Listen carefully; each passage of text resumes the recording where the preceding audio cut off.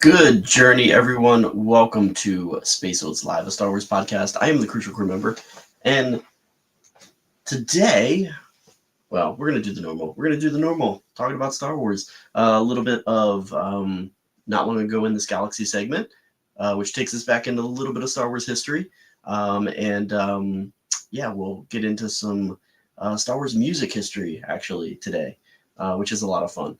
I love music. That is my other big passion besides Star Wars is music. And when you combine them together, film scores can't beat John Williams. We're going to talk about that and how that ties into some Star Wars history today, November the 20th. We got some. We got a lot of merchandise that's come out this week, or at least within the last week. Maybe you've heard of some stuff, maybe not. I haven't seen it all personally, but a lot of stuff came out last week, also on Life Day. Lots of cool things, which, by the way, happy belated Life Day to anybody who celebrated that on Star Wars Day, or not Star Wars Day, on Life Day, November 17th, Sunday. I did a little bit. We'll talk about that in a little bit. And then also, we're going to dive into some more Skeleton Crew that has been announced. Some of it being on StarWars.com, or at least most of it, what I've seen. So looking forward to that coming up soon, only about 2 weeks away. Skeleton Crew making its debut on Disney Plus December 3rd. So we'll get a little bit of some updates from that. And then last but not least, more Star Wars coming. Another announcement that was made this past week. Can't wait for all of that. So let's dive into it. Let's start this off. Space Oats Live, a Star Wars podcast. Hopefully we get some people to join in tonight. So I am actually normally me, I'm very unscripted. Today, very unscripted, because I really didn't. Yesterday, I was pretty much gone all day. Yesterday, a lot going on. Went right over to Epcot last night.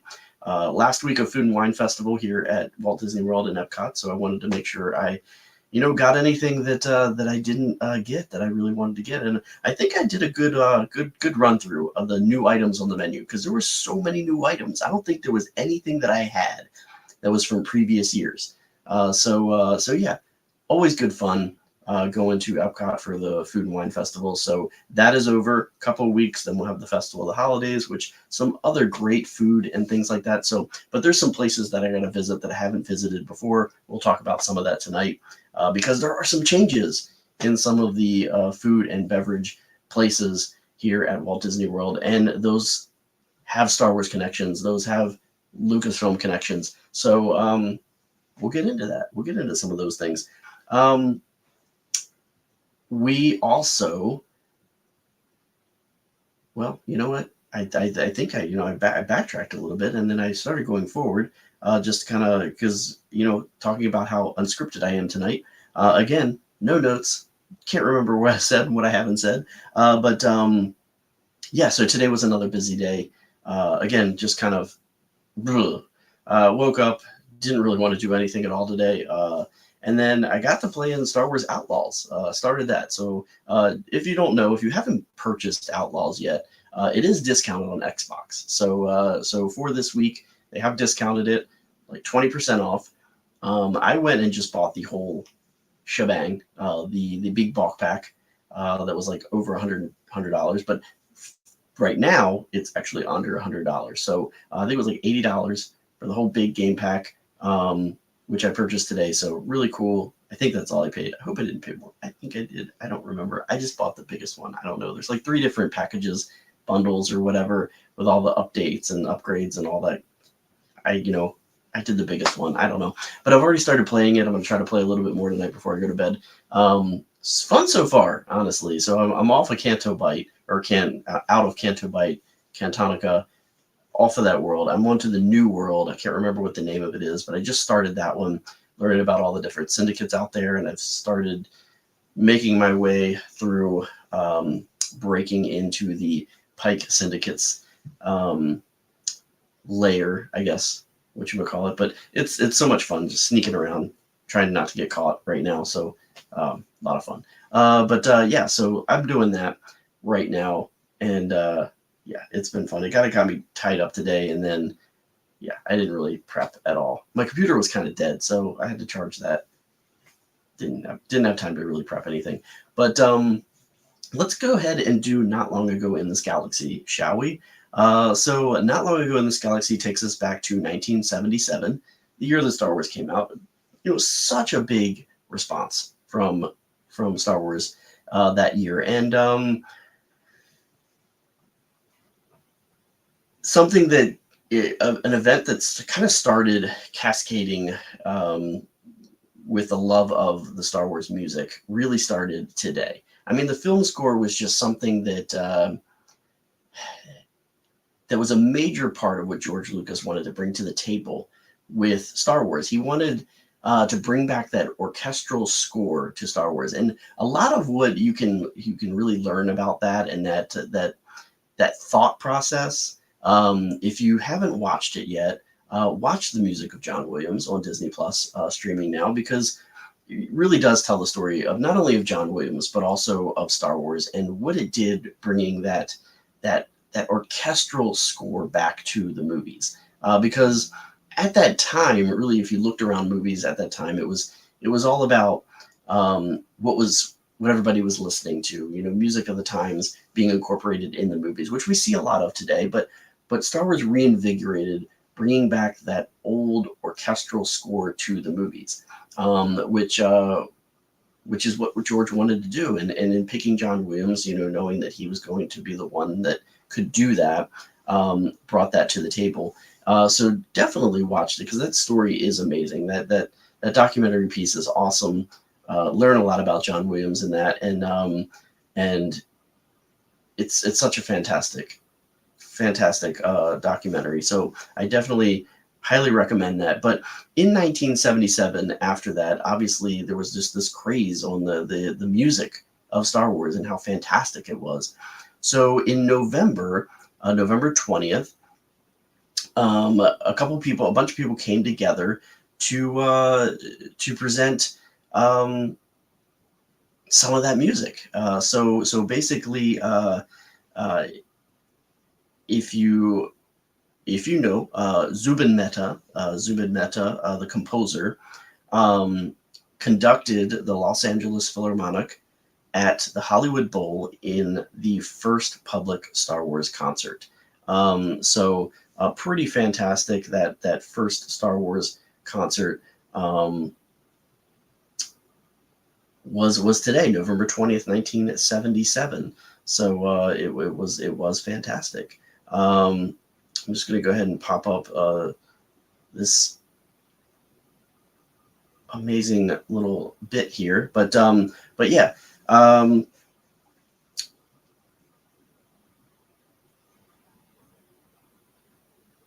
Yeah, just this event launched basically Star Wars concerts worldwide. I mean, and if you've never seen Star Wars concert live, it's fantastic. It's fantastic to be able to see that. I've been to Star Wars concert, Star Wars in concert, when they kind of really did that big run. Anthony Daniels hosted or emceed the event, and it kind of went touring around the cities. You had that big giant digital screen on the back, and you got to see Star Wars, the music with it. It was fantastic, and a lot of fun. I really want to do that again. I know Star Wars in concert does do like one-offs again around here and there. I was going to look it up to see if there was anything going on currently, but there are some that pass up, that come up every now and then. But there was also some, along with this concert, it wasn't just Star Wars music.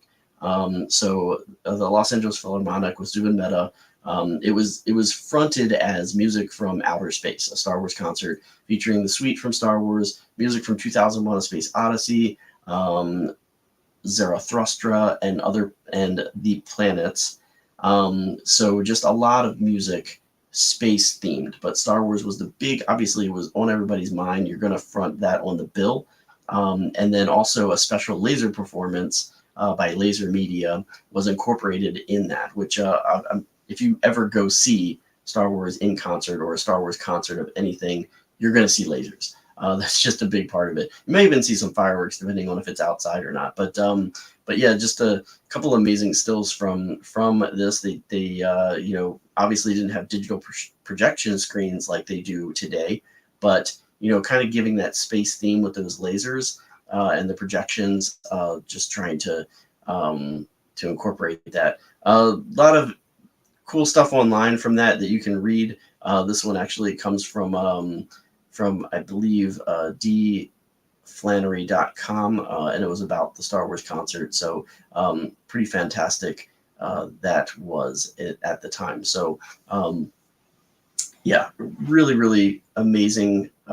Really kicked it off, obviously. And it was so well done that I can't remember like the standing ovation, but the standing ovation was at least, I think it was around like 10 to 15 minutes long after that performance, which, really showed that the audience really loved it. And, John Williams actually got a little bit of like slack for doing performances orchestral performances with movie music. He got a little bit of slack for that for a while, but look how it is now. A lot of people just love to go and hear movie scores live, and I'm one of them. I would love to actually go see more of that. It is pretty fantastic, and usually, obviously with digital projections and all sorts of other special effects, it could be almost like a movie experience in its own right. So kind of the birth of that, especially with connection to Star Wars, happened today, not November 20th, 1977, with that first Star Wars concert there at the Hollywood Bowl. And then, we got a lot of other Star Wars news. So basically, let's run down some really cool Star Wars news that's been happening this past week. Like I said, we got a lot of merchandise that's been coming out. First of all, there's been some crazy amount of obviously the holiday season's coming up, so we got a lot of Star Wars holiday gifts that are being released. And if you haven't seen any, there's a list of at least some of them on StarWars.com, with some of the, Disney always comes out with these like droids during the holiday season. Now it seems to be a big thing now, at least with Halloween and with Christmas now. But there's themed droids now. So R4 TR3, which obviously is tree, looks like a Christmas tree with the star on top. So that is one of them. Yeah. Anyway, and then you have this really big. I mean, it looks big, but I don't know how old this child is. But Imaginext, which they make kind of like creative toys for young children, has a Star Wars R2-D2, and that is by Fisher Price. And yeah, you can kind of play out your own little Star Wars stories with this droid, with the Star Wars droid, and it has little little hidden projectile launcher at the top, where R2-D2 launches the lightsaber. It does actually roll and move, and a little power pad that's activated by a miniature C-3PO. So for once in R2's life, he's bigger than C-3PO, which is kind of fun there. And then lots of different other little interactive tools there with that R2-D2. It looks fantastic. R2 is my favorite droid, so it's kind of hard not to want that, even though I have no children, and I don't know where I would put it. There is a stocking hanger in the pop style with this Darth Vader with the candy cane by Funko that is going to be released. If you're a Funko fan, Star Wars fan with holiday theming, that would definitely be something for you. There is a Star Wars lightsaber Forge Force Color Master lightsaber by Hasbro. You can put the little Jedi emblem on there, but Yeah, you can customize this lightsaber. It is color changing, so you don't have to, you can kind of pick whatever. It has a glowing kyber crystal core. Does have other hilts that you can like kind of swap in and out with, and sound effects with that one. So it's one of the cheaper ones, the plastic ones, but that's always fun, especially for the kids, because you don't want to get them anything too expensive. Otherwise, they might break that. We have a Star Wars Stormtrooper Fair Isle sweater by Janie and Jack. Very festive looking, really just kind of like wintry looking, really, if you like sweaters. Can't really see me wanting that because, here in Florida, we don't really get this cold weather. But I do like the Stormtrooper TIE Fighter look to it. It looks pretty cool. Definitely something to pick up if you are in a colder climate there. We do have a Star Wars Doorables Ewok Village collection by Just Peak. Look at all the little Ewoks. It looks so adorable. And then a Force Ghost Yoda with that one, and a Biker Scout, Luke and Leia also. So much fun there. All these little characters from Return of the Jedi. Yeah, that just looks so much fun for kids. Love that. We have a C-3PO Lego Star Wars building set by our Lego group. Remember, we are celebrating 25 years of Lego Star Wars this year. So this kind of goes with, this is the original take of C-3PO. You got the silver leg there. It's 1,138 Lego bricks. So hint there to 1138, THX 1138. I love how Lego is just embracing that as well. So I don't know if they've ever done any other 1138 builds. So that's pretty cool. It has a movable head and arms, which is, why wouldn't you want that if you have C-3PO? And yeah, so that looks really fun. One of our favorite droids, right? Joy to the Galaxy 12-day holiday advent calendar by Love Pop. Love Pop makes some fantastic cards, greeting cards and things like that. And they've done their fair share of some Star Wars stuff, and they look fantastic. So you can get that and start your countdown on December 14th and reveal new characters and holiday-themed accessories each day. Some of them there look pretty fantastic. And Love Pop, like, it's just like greeting card stuff and like paper cards, but they kind of stand and pop out and look really cool. Star Wars The High Republic Tempest Breaker by Random House Audio. I actually listened to the preview that is on StarWars.com. Little sneak peek that you can do in this High Republic tale. It does have a full cast and sound effects and things like that, so it's pretty cool to have those audio dramas, as you say, which is really fun. I don't know when the full one gets released, but the preview is out now, and you can listen to that on StarWars.com. Another little holiday sweater, an R2-D2 one. So we had the dark side one earlier. This one's more light side with the Rebel Alliance R2-D2. R2-D2 a little bit more festive here, decorated with some lights and reindeer ears, antlers. So again, if you're a fan of holiday gifts, those are some Star Wars for you this year. Some other things that actually came out on Sunday at online on the Disney Store that are Star Wars related, and then also in Galaxy's Edge. Online at the Disney Store, we got a release of Ren, the original Ren from the comics, who Kylo basically took over from. His helmet went on pre-sale on Sunday, which I ordered mine. I have that. And then also his lightsaber hilt as well. I did not order that. A couple other things on Disney Store as well. And then also we had in Galaxy's Edge some releases. One of them being Ganji's lightsaber, the Wookiee Jedi. Really cool looking hilt. I want to see this one in person, but it's got that elemental feel like any other lightsaber out there. Kalnaka kind of didn't really have like a really cool elemental lightsaber, but Ganji's really does look very elemental-ish, like from Kashyyyk. So looks a lot of fun, looks really fantastic. I want to really see that one in person and next time I hit up Galaxy's Edge. Some other things that kind of happened were the Kyber Crystal like box set thing, which is like crazy expensive. I think you can get that on the Disney Store. I don't know if you can get it in Galaxy's Edge or not, but that was released as well, or at least for pre-sale. I can't remember if it actually came out on Sunday or not. A couple like Life Day pins and things like that. Not a lot of Life Day items though, but you can possibly find some new stuff.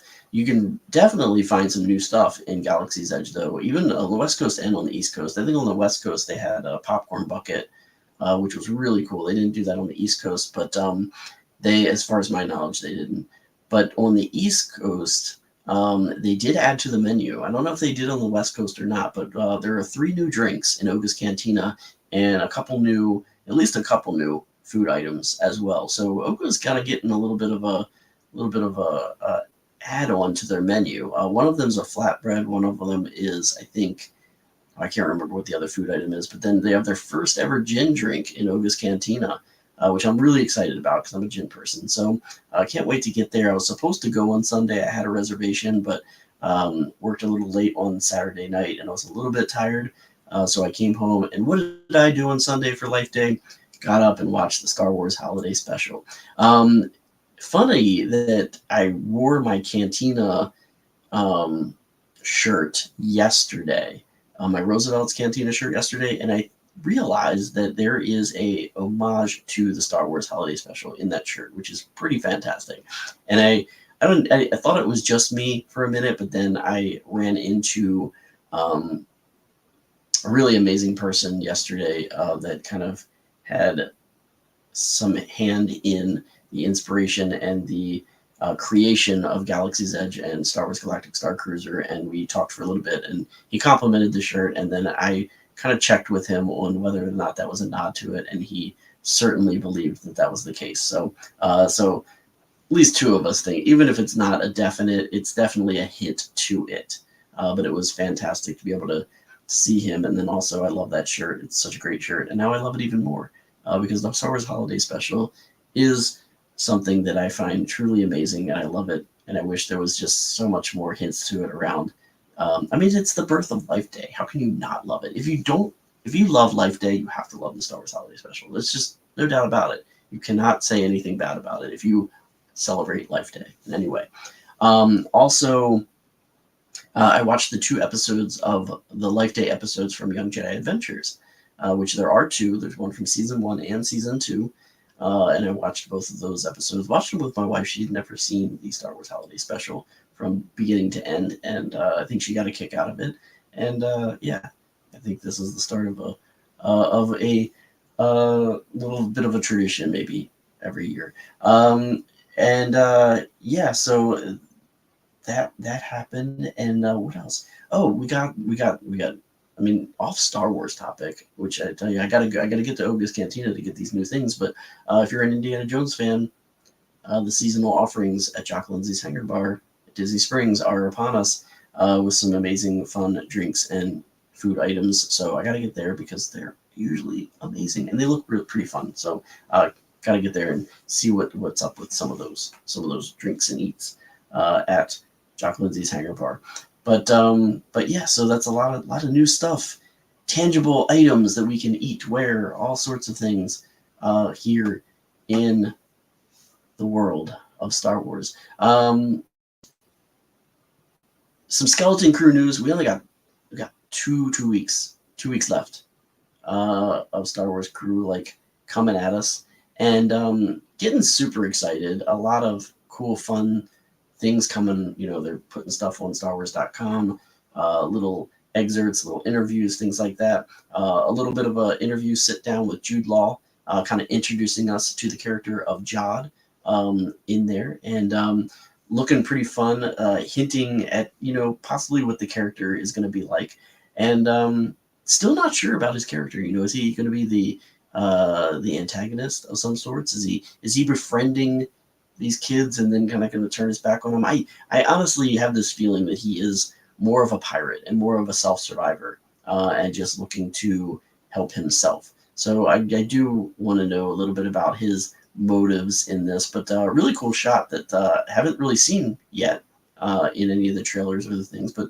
a very mountainous planet, but him kind of examining these like hieroglyphic Star Wars hieroglyphs in this little scene here. So kind of curious about what this is going to be about. But he's with Neil, the character Neil in this scene here, and I almost think that like he's like befriending Neil more than all the others, just from what the trailer is looking like. Yeah, but the I just it just sounds like it's so much fun, and some of the other news that has come out just seems like he has just been fantastic, and he's just loving the fact that he's in a Star Wars project now because he's been a fan for so long. So can't wait to see Jude Law in this role and really learn more about what his character is going to be like and where his character comes from and what is the whole point of this character in this series here. But also speaking of Skeleton Crew, and there is also a really cool roundtable, and you can watch it on StarWars.com. It came out the other day, and just yesterday actually it came out. It's a Star Wars Skeleton Crew filmmaker roundtable, so we get all of the directors, or at least some of the directors, and then they talk about some of the other directors in this roundtable and their experiences, and just I didn't realize that all of them kind of grew up together, which is pretty cool. And Bryce Dallas Howard being included in that, but John Watts, Chris Ford, David Lowery, Jake Schreier, and then the other ones that weren't in the little round table there, but our directors are the Daniels, Daniel Kwan and Daniel Shiner. And then also Lee Isaac Chung is one of the directors as well. So, but yeah, looks fantastic. It was fun to like kind of hear their little take. It wasn't very long. It was a small little round table, only about I don't know, maybe like 15 minutes or so, but kind of get us excited about their thought process. Not a lot that we didn't already know, but can't wait to see them, to see what they bring to the table in this roundtable. As it was previewed in this roundtable. Funny though, but yeah, it's about 10 minutes long. 10 minutes long. So I definitely recommend that. And you can see a little bit of behind the scenes with some photos, which I just realized online. So a lot of fun to be able to see them and hear them talk about this new project that's coming to us soon. And then, yeah, so we had one more amazing bit of an announcement, really exciting, kind of making it official. Maybe knew it was coming, but it's guaranteed now. It's guaranteed now. We know it's here, and that would be Star Wars Visions returning with a Volume 3 in 2025. So can't wait for that to be coming out. Super excited for that. It kind of seems like it's going back to the original way of what they were doing. This again being 9 new shorts, all from Japanese anime studios. So we know the first season was like that. The second season kind of went all around the world and brought us different takes of vision of the animation from different styles from around the world. But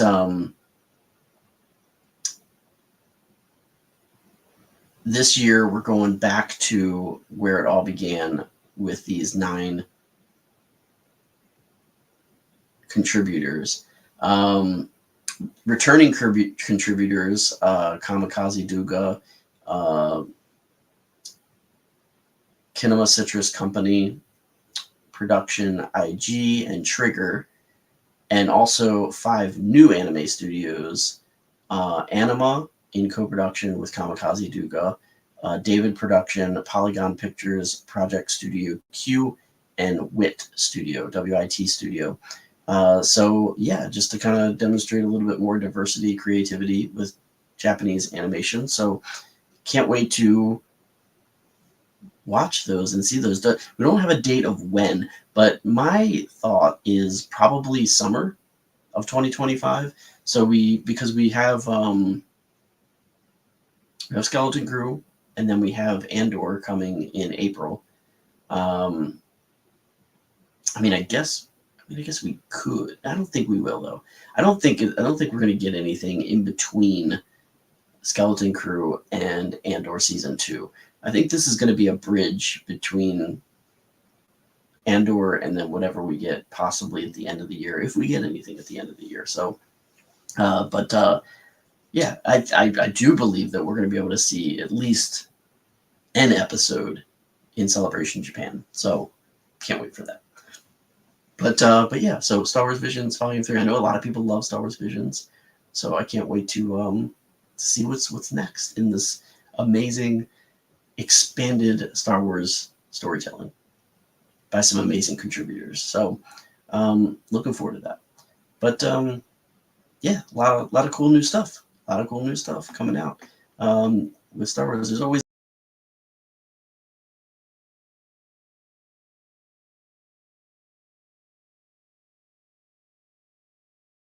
excited. I don't know what just happened. Hold on a minute. There we go. It just like went dark. But yeah.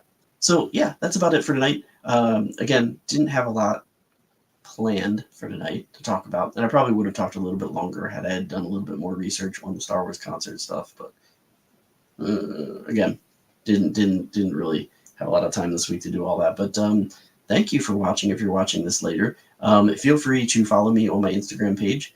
That would be the Crucial Crew Member on my Instagram. Also, you can subscribe to this page where I do not long ago in this galaxy. Usually do some streams every day. I also post on Instagram, but I also do some streams and talk about it here on my YouTube channel. Hit those notifications so that way you know when I go live. All right. I do this every Wednesday night usually. This is Space Oats Live, Star Wars podcast. Thank you for watching, and I'll see you next time.